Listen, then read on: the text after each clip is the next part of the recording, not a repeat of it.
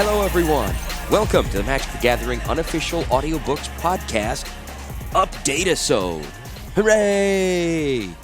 I know many of you are waiting around for the next book to start, and I'm telling you right from the jump, we will have it for you beginning next week, and not just the first opening salvo. We'll be jumping in with the preface in the first 3 chapters, so you will be able to blast right through the opening scenes of what is a step in the dangerous direction for this storyline. But wow!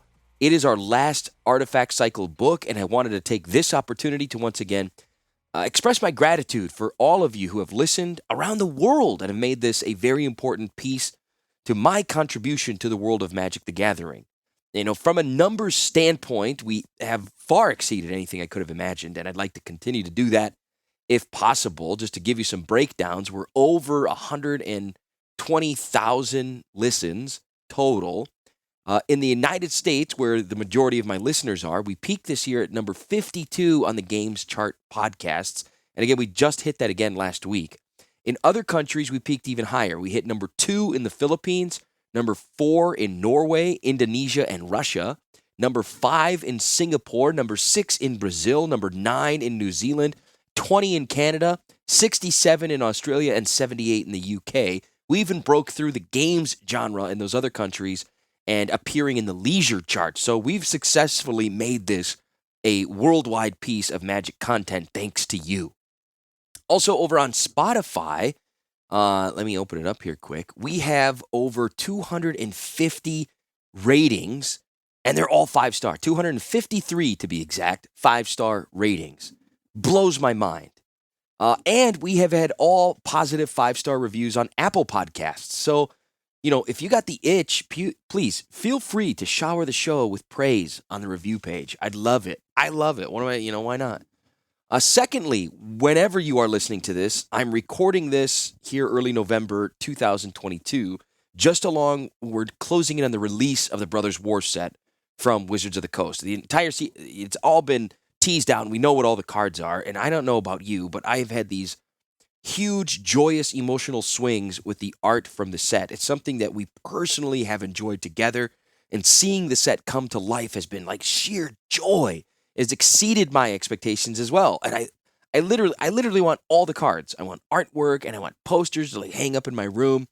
And it is what has brought us together on this journey. And so it really means a lot to me, as I'm sure it does to you. And I want to shout out our Discord. It's been really great during this release because the pictures and conversations, it's been really fun sharing the experience with all of you. So again, I highly recommend you join the Discord, even if you're just lurking.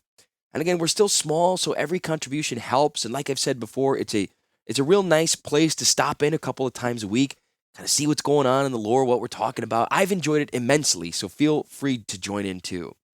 And I could sit here and talk about how everything looks so wonderful, from the characters to the artifacts to the story coming to life in pictures, how great the flavor text they use to match the artwork or really match the moments in the book, in that story. It's just like magnificent. And I have a dream. I want to remake this Brothers War story with the card art for a YouTube channel, you know, and maybe I'll get to it someday, but the pictures with the narration, it'd be like a TV show I used to watch as a kid, this guy telling a story while the artist is drawing the scene, and when the story is being told and it ends, there's like this full zoom out of the picture detailing what was just read. That would be so entertaining to me that I hope I get to do it at some point. Anyway, next, this project couldn't continue without my patrons. Our Patreon has grown to a record. I think we're at 21 supporters now, or 20 supporters, which again is also like completely unbelievable. And it's literally the thing that allows this to happen, is I'm granted to spend time away from my family because there's a benefit to them as well, including, I don't know if I updated our previous goal. I saved up all the money from the Patreon and gave it to my wife for her birthday. Now she's got brand new shoes and a new wallet and reaping the benefits from this birthday gift I saved up for, really from the generosity of the patrons. So to all my patrons, thank you so much. And just so you listeners know, our Patreon is entering phase 2. So we're working on adding loyalty merch. So for example, if you support at a certain level for a certain amount of time, you get a t-shirt or a mug or stickers. All of this is in the planning stages, but it will soon be unveiled. I'm working on designs and art and playing around with stuff and trying to figure out how it all works because I don't really know. And it takes a lot of work to do it. But the loyalty rewards may also be available in like a merch shop eventually. But I prefer you just to join the Patreon, earn the merch. How it works is more patrons sign up can unlock different available loyalty merch. Okay, so sign up. Secondly, a select few of my US-based patrons will be receiving a special gift already. As you will hear in the coming episodes, we have secured our first partnership. Yes, thank you. Little clap, yeah. With another creator who makes customizable Shadowbox cubes, which are very cool and unique collector's items. And he's currently making an Urza and Mishra cube designed specifically to give to our patrons. And patrons who have supported over the $100 US mark will be receiving one of these. And they are at a $60 value. So it's a real special gift to say thank you for the support up to this point. Also, the next 5 patrons who hit the $100 mark will also receive one. So, to my current patrons listening, you can up your support to reach the mark faster if you want to. New patrons, if you want to support, but maybe just donate to get one, that option is also available. And obviously, this is to entice everyone to get in on supporting the show, but also supporting this partnership deal. And again, rewarding people for participating and helping this thing stay alive. And that also means supporting the guy who's making these customizable Shadowbox cubes. Again, they are like a $60 value. You can also get 10% off using the code URZA at checkout. You have to check them out, especially if you're looking for a collector's item that stands out. Again, they can be customized. And I'm guessing most of you are like into more than Magic, say for instance, video games. How about old school ones? Earthbound, Zelda, Castlevania. Maybe you like anime, Akira, Avatar, whatever your choice of content. Imagine getting something specifically tailored to you. That's what these are. And you don't have to take my word for it. Honestly, check out the site, etsy.com/store/apesincapes. I have a link in the show notes as well. And I promise you will not be disappointed with how cool these are. I would not make this partnership happen if I didn't think it was worth it. And they make perfect gifts. And remember, Urza at checkout for 10% off. The site again, etsy.com/store/apesincapes. So please support. And last note about patrons who are listening. And if you want to support, help support, it means a lot and why it's important. This is our next Patreon goal. And it's a doozy. I know. And it's a travel fund, once again. Not just to reunite friends. That's what we had hoped to do the first time around. It didn't work out because of travel restrictions here. But anyway, the travel restrictions are gone. And now this is about family, as Vin Diesel in Fast and Furious would say. Think of that Shadowbox cube. Never mind. Anyway, as most of you know, my wife and I welcomed our daughter to the world last year. And so far, she has only met my wife's side of the family. And as we again live here in Japan, I'm very grateful that we're living in a time with video chatting and getting my daughter to see my parents and my brother and sister and their kids through the video chat. But it's time we head back to the States for a trip and give this girl the experience of grandma and grandpa in person and allowing them to give, our little cutie big ol' hugs and kisses. We've personally begun saving up, but anything and everything helps. And so if you have the ability, I'm asking you to join the Patreon. Your support will be helping a grandchild meet her grandparents for the first time. How about that? And of course, I get to see my folks who I haven't seen in, coming up on 4 years. So it's a noble cause, in my opinion. My friends, it's a noble cause and one I hope you'll consider supporting. And for all my current patrons, that's where your support will be going for the next few months. And I'm very grateful. And you have an idea of what you're actually supporting. More than just the content. You get that, right? So it's a good thing. You're supporting the awesome Magic lore. We're going to continue to pump out the episodes, the chapters, the books.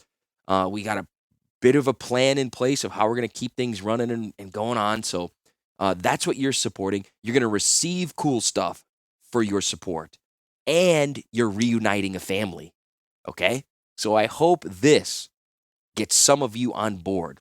Have a really huge year, too, with our brewery opening, business really starting, getting a chance to shine. So our chance to visit is in March and April of 2023, and that's what we'll be shooting for. So thank you so much. It's going to be real helpful. And, also, if you want to see more about my journey here in Japan, I'll look into life here, into business and family here. I share a lot of that on the Patreon as well, which is, if that interests you, consider joining up. So tiers start as low as $3 per show. So, get in on it. And lastly, okay, and this is really a reminder to myself that I know this isn't perfect. The names and places, the vocabulary, it's hard in these books, and I'm reading them along with you. So I'm doing my best. Prior to this podcast, I'd only read the Invasion Cycle. So characters, settings, happenings are all new to me as we read this together. And if any lore masters out there catch any errors, please bring them to my attention, and I can make changes. So this is, again, apologizing in advance if any mistakes are made. Apologizing in advance if voices slightly change week in, week out. Just know I'm doing my best with what I have, and I hope it engages you in the fullness of this lore. I'm very happy that you are here. I'm very humbled for the support. I'm excited to continue this journey. And please tell your friends, share on social media. Let's keep building this thing together. And as always, thank you for listening. Any comments, questions, concerns, reach out to me on Twitter or Instagram, Phil in Sendai. I love hearing from you. Join the Discord. Support the shadow boxes. Join the Patreon. Let's do it. Keep it going. Okay, and with that, if you made it this far listening to this big rant, let's get this thing started. We're going to jump right into the preface, and you'll be able to jump into Chapter 1 next week, while the others who skipped will have to go back and listen to the preface. How do you say it? Preface? Preface? The preface. The preface. That's what we're going to do. Cheers to everyone. Enjoy. Let's go.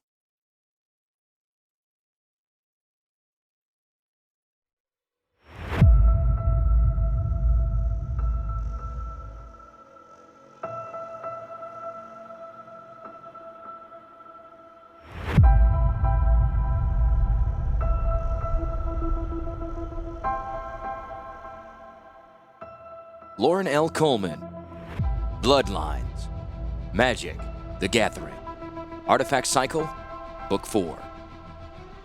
Preface, The Legacy.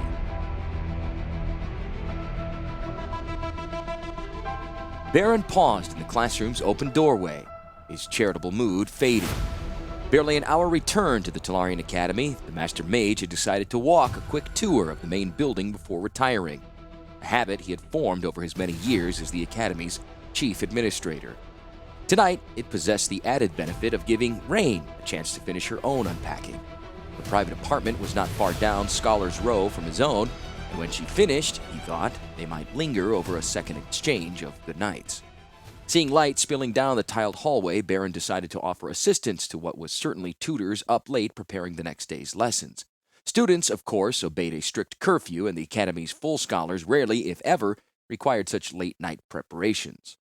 Rain was likely to be waiting for him, a slight twinge against his conscience, but he knew that in his place she would also be checking in to offer advice.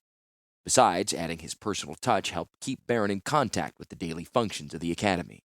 This had been, after all, his first real leave of absence. The first thing Baron noticed was that someone had punched a new door into the classroom.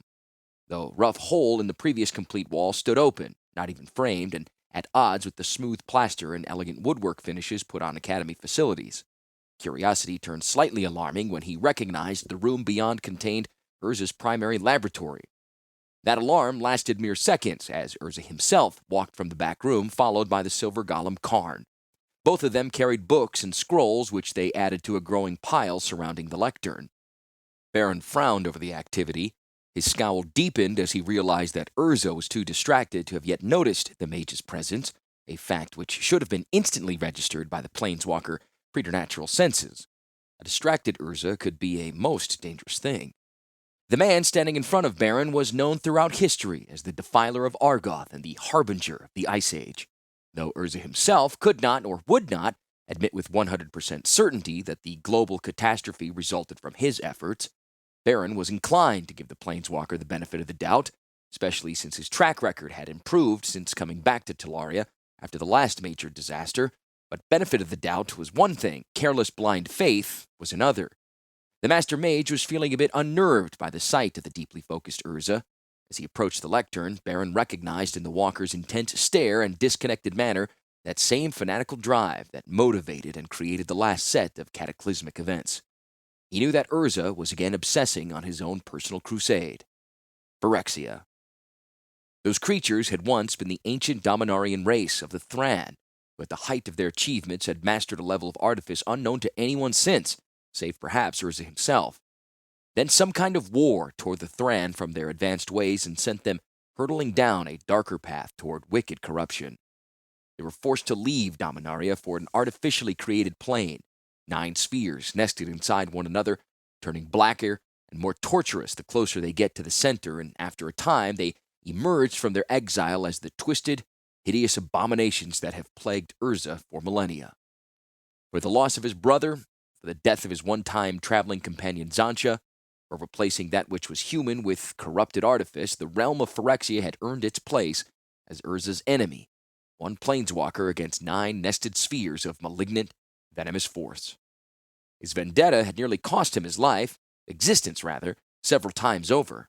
So far, others had paid the price for him. Though obsession was doubly dangerous in a being so powerful, Baron could understand Urza's pain and nearly forgive the planeswalker his costly mistakes. Baron believed in Urza's war on Phyrexia, believed that they would return to Dominaria, had seen them with his own eyes, and that without Urza and the efforts of the Talarian Academy, there would be little in the way of stopping them. For that reason, Baron had helped create the Weatherlight, the sky ship that would presumably be the ultimate weapon against the day of invasion. Baron always doubted the veracity of such assertions, but Urza stood adamant, convinced. If this weapon was capable of defending Dominaria from the invasion, why was Urza again demonstrating the distracted intensity which Baron had learned to recognize and fear? Karn noticed the mage approach first, his deep-set eyes widened with recognition. The silvered golem certainly would have spoken a greeting if Baron had not been prepared and spoke first. Seldom it was that Baron could take Urza by surprise, and usually he learned something from it. Never too old to be a student. I had not heard of your return, Urza. Welcome back. Urza had disappeared 6 months ago after helping to settle the refugees from Serra's realm across Dominaria, and returning only once with a handful of new students and 3 new scholars, including Rain. Urza did not bother to turn around. He simply reformed the patterns of energy which made up his body so that suddenly he faced Baron. He was obviously too preoccupied for the more subtle nuances which gave the illusion of his still being of normal mortal flesh. "Baron," he greeted neutrally, "I expected you back 3 days ago." "How are you? How was your leave?" Such courtesies were left as far behind the planeswalker as normal life. "My chance for time away from the academy comes seldom. I decided to take a few extra days at Angelwood. It's not difficult to lose track of time on Talaria." The planeswalker did not even bother to feign chagrin at the reference to the island's temporally shattered areas where time flowed at different speeds, byproducts of the catastrophic failure of Urza's earlier experiments with time travel. Angelwood was a moderate slow time environment where the enhanced sunlight and frequent but gentle rains created a paradise of lakes and shaded glades. It was a favorite among academy staff for sabbaticals, though the time differential worked against those desiring an extended term away from work. Meeting Rain during his vacation had seemed to shorten it even more, the time passing so quickly in conversation and shared meals. She was a rarity in many ways, not the least of which being that she was one of perhaps a few dozen adult scholars ever admitted to Talaria. Phyrexians planted sleeper agents all over Dominaria, but always as adults, never children. Security at the academy usually demanded that new students be admitted when they were in their young teens. Senior students were promoted to tutors, and then they could advance to scholars and eventually might serve as chancellor, one of the 8 academy administrators. Rain's natural talent for artifice had won her admission and instant status as a tutor. 4 months later, Baron had signed papers promoting her to full scholar. It wasn't until their chance meeting at Angelwood that the mage had truly learned to appreciate her. She had long black hair that accented her delicate features, and she possessed an impressive mind and command a strong yet subtle presence. Baron couldn't explain such feelings to the planeswalker. Urza, Baron doubted, would not understand. Caught up in his obsession, the walker barely recognized the civilities of friendship. Not so Karn. It's good to see you again, Master Baron. The silver golem rumbled out of his cavernous chest, putting an end to the awkward pause that followed Urza's lack of response. To Baron, Karn still sounded a bit despondent. Ever since Joyra's decision to leave Talaria, the golem had been unable to hide his melancholy. Joyra had been the golem's best friend for several decades, and even though the silver man claimed to understand why she left, time did not heal his wounds. Did you enjoy Angelwood? He asked. Baron smiled, as much for Karn's courtesy as for the fond memories of the last few weeks. Very much, Karn. Thank you. Good, Urza said brusquely. because we have some hard work ahead of us, important work. He waved Karn off. I would need 7 new desks, Karn, and a large work table. The silver golem nodded perfunctorily to Urza, offered Baron a grim smile, then trudged off to fulfill Urza's request. So important that it could not wait for tomorrow? Asked Baron, now resigning himself to a long evening. We have delayed too long already. Urza glanced toward the classroom's main sketchboard, covered with a script Baron recognized as a meld of ancient Thran and the modern Argivian used at the Academy standard. I've proceeded as far as I am able alone. Completing the legacy will require the facilities of the entire Academy if we are to have our defenses readied against the Phyrexia invasion. Urza paused, nodded as if agreeing with himself, and then turned away from Baron and the conversation. He picked up a large roll of plans and moved to the wall, unrolling and pinning them up against a fresh spongewood board. They described an apparatus of titanic size and complexity. I will annex this room until the new labs are built. He studied the plans with a critical eye. I wish I could find Sarah and ask her some more questions. Thrown off by the abrupt change of topic, Baron stared at the planeswalker for a moment, then just shook his head. New labs? He asked. Urza, why should we? The planeswalker interrupted without turning. The existing ones are fine and will certainly be utilized, but cannot accommodate the needs of the lens and matrix. So much for clarification. Urza, Baron began, but again was cut off. I know that the auxiliary lenses will capture ambient mana, Urza traced a long finger over one area of the plans he studied. Filters, perhaps, to separate the mana before focusing? Urza? Filters, yes. She must have used them. Even Sarah's realm was not purely white mana. She mentioned that total purity was not possible. The question is, can the Matrix focus one source of mana in alteration of the more basic Urza? In the large open classroom designed with an ear toward acoustics, Baron's shout rang out like a thunderclap. Urza turned slowly from the board and his new plans, whatever they were for, to face the mage. The planeswalker's eyes sparked with fire, and Baron recognized them as the twin power stones over which Urza had fought his brother over 3 millennia ago. They surfaced in times of weakness or intensity when the planeswalker was too distracted to maintain the illusion of normal eyes. Baron possessed no doubts that this was one of the latter.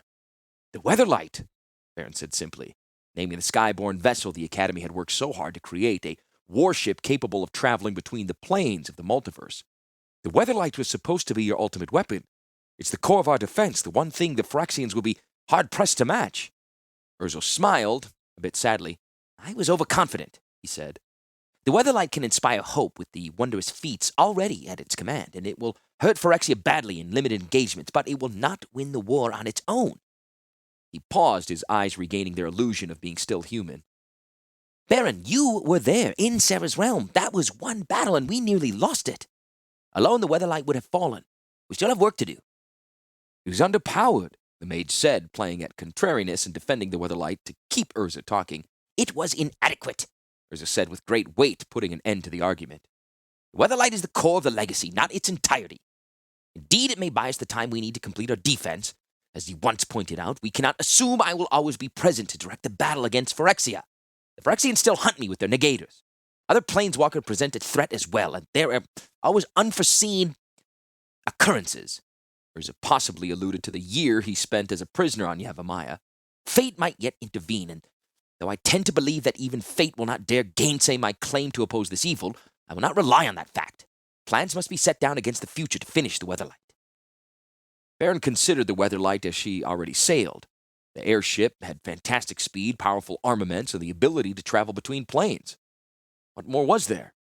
True, Baron concentrated on magic over artifice, but in the decades he had spent with Urza, he'd picked up a feeling for the craft. The Weatherlight was, in his opinion, already the ultimate artifact, with design mated to purpose. Perhaps they could add a few trappings, install some minor features. Wouldn't it Be better to begin looking elsewhere for answers? When he put those thoughts into words, Urza readily disillusioned him. The weatherlight is more than any regular artifact, defined by its purpose and static in its function. It lives. As if realizing the implication of his words, he quickly amended the concept. Not as you live, of course, nor even Khan, but it shares one thing in common with you both, the ability to evolve, to grow beyond its current form and ability. The legacy will be a series of artifacts crafted over the years that can be introduced to the weatherlight at a later date. Before you ask why we did not incorporate such features into the vessel from the beginning, he said, forestalling Baron's question, it is because of time constraints and secrecy. There are features I have not even conceptualized yet that will eventually be crafted, I am sure. Even were we able to add all possible features to the ship now, its power signature would stand out like a blinding beacon, drawing Phyrexia after it. As it is, the weatherlight will be hard to track until near the moment of its final purpose. The scope of the project left Berlin nearly dumbfounded. What is that purpose? He asked, caught up in the vision and expecting now the grand revelation. Instead, Urza admitted, I don't know. Baron blinked back his surprise. Weatherlight is the grandest artifact ever conceived. Urza flapped his arms once in a very human gesture of frustration.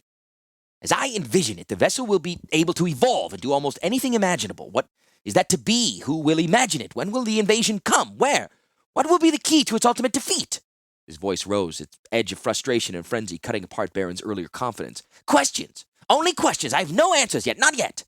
Took a few seconds to regain control of himself. This is why the bloodlines will be so important. Again, Urza had jumped 3 steps ahead in his thinking, apparently assuming Baron to be gifted with sight that allowed him to peer into another's mind. Bloodlines? The Master Mage asked, doubt touching his voice as if unsure he heard correctly. It was not the kind of term to encourage confidence and peace of mind. Of course, bloodlines, Urza said, exasperated. The second half of the legacy, a human component. Haven't you been listening? We can't say for sure I'll be present for the invasion. There must be someone for the masses to follow who will understand how to beat Phyrexia. Someone who will know how to use the weatherlight in order to save Dominaria. He gestured back to the sketchboard where flowing Thran script mingled with Argivian. Within the bloodlines, we will discover the inheritor of my legacy, and in the meantime, the project will provide us with warriors with which to stand against Phyrexia and its agents. He stepped closer to the board, his voice softening and taking on messianic tones. They will be Dominaria's soldiers. One among them will be its salvation. You expect to train a successor, then? The administrator within Baron took over, considering the years, decades perhaps, that it would take for Urza to even locate enough suitable candidates, especially if he wanted to form an army from such a program's detritus. The sheer logistics for such a limited return did not seem prudent. Not train, Urza said, dismissing the idea with the easiest shake of head. Not as such. What I have in mind will require of a candidate too many specific traits that could never be learned, even in the time given some mortals here on Talaria. He turned from the board, fixing his hard gaze on Baron. Our new army, and the heir to the legacy, must be bred.